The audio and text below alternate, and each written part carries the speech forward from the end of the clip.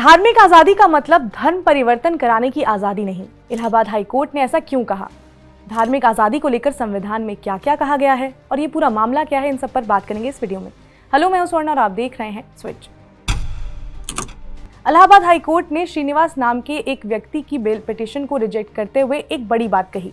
Court ने कहा कि भारत का जो संविधान है वो सभी लोगों को अपने रिलीजन को इंडिपेंडेंटली मानने, प्रैक्टिस करने, उसके प्रचार करने की अनुमति देता है, लेकिन इसका मतलब ये बिल्कुल भी नहीं है कि लोग इसे फोर्सफुली धर्म परिवर्तन कराने का अधिकार समझें। ऐसा कोई अधिकार नहीं दिया गया है। इलाहाबाद हाई कोर्ट के जस्टिस रोहित रंजन अग्रवाल ने श्रीनिवास नायक की जमानत याचिका को खारिज करते हुए ये फैसला सुनाया। अब आप सोच रहे होंगे कि ये पूरा का पूरा मामला क्या है।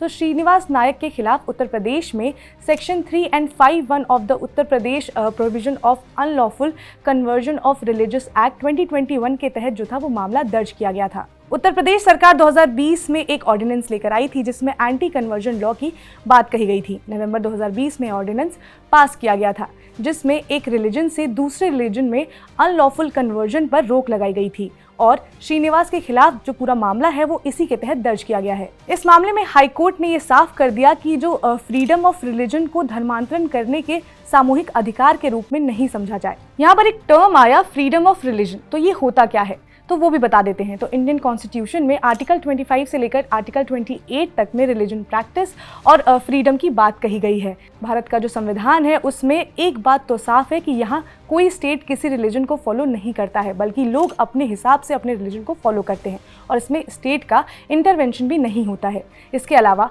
आर्टिकल 14, 15 एंड 16 में ये मेंशन किया गया है कि किसी के भी साथ रिलीजियस डिस्क्रिमिनेशन नहीं होना चाहिए। आर्टिकल 25 to 28 में रिलीजियस प्रैक्टिस की बात कही गई है और ये लोगों को फ्रीडम देता है, जिसमें लिखा है कि कोई भी व्यक्ति कोई भी धर्म को फॉलो कर सकता है।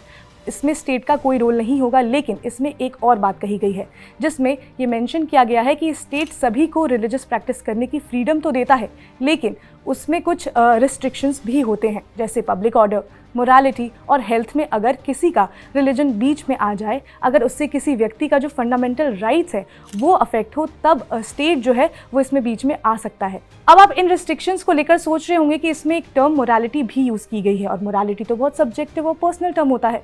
तो यहाँ पर मोरालिटी का मतलब कॉन्स्टिट्यूशनल मोरालिटी से है। इसका जिक्र सबरीमाला केस में भी किया गया था। यहाँ इसका मतलब ये है कि किसी के भी रिलीजन की वजह से किसी और के फंडामेंटल राइट्स पर कोई असर नहीं पड़ना चाहिए।